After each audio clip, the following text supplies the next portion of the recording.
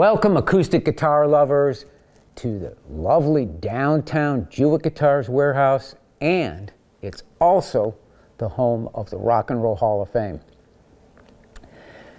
I've got a build today that was recently completed. Well, I shouldn't say recently, but maybe within the past couple of months. And this has turned out to be one sweetheart of a guitar. This, my friends, is Cocobolo. Look at that stuff. That back is just incredible. The sides, nice grain going from the front to the back.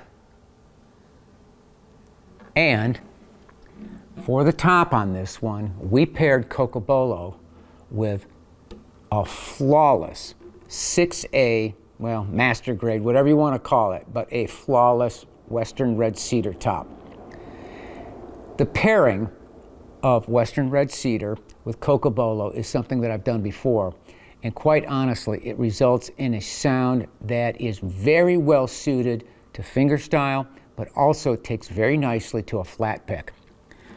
This is a OM body with a Venetian cutaway, which is the rounded cutaway that you see right here.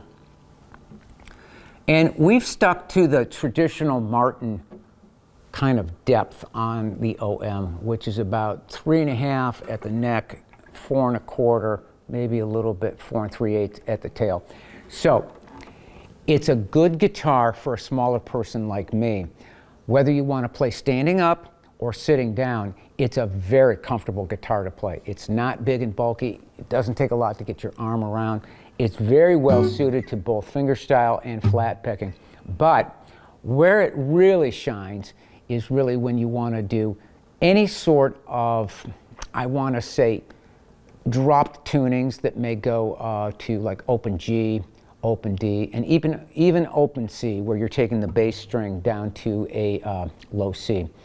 Very nicely geared towards the open tunings. It is the standard scale, 25.4, so you don't get a lot of string loosening or slackening when you go to those drop tunings.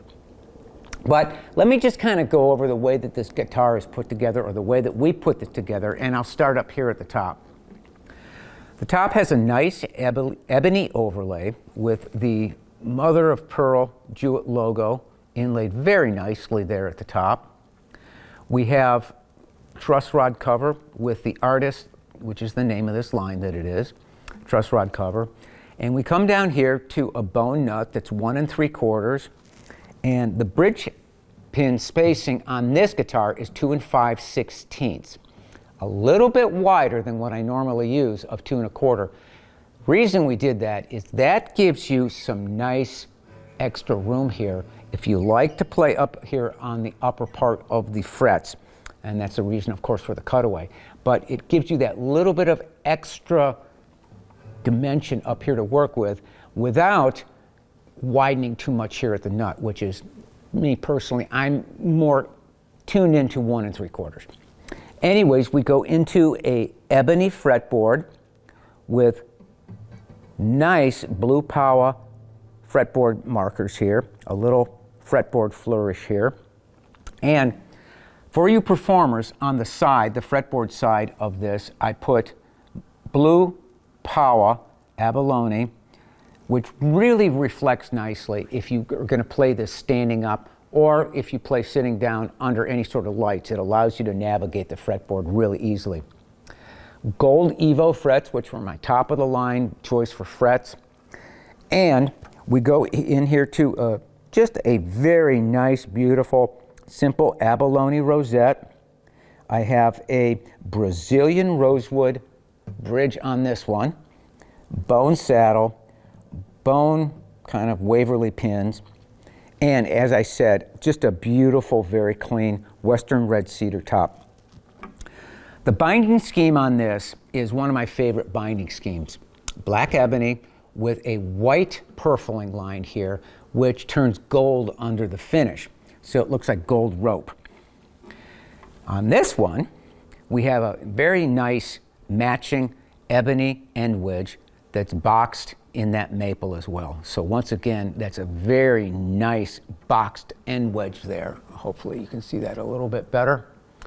And the black or ebony back strip is bordered by the same white maple, so you have a continuity here on the back. Very simple, but very elegant and sophisticated purfling and binding schemes. Tuners, well, you know what my favorite tuners are. They're the Goto 510. These are the Cosmo finish, which is kind of like a smoky, gray, dusty kind of color. And the back strap here, Brazilian rosewood, once again. So, the neck on this is mahogany, nicely quartered, and it is just about everything I can think of to talk about, except for the finish on this, which is a gloss buffed. So, I think it's time we probably give this thing a listen.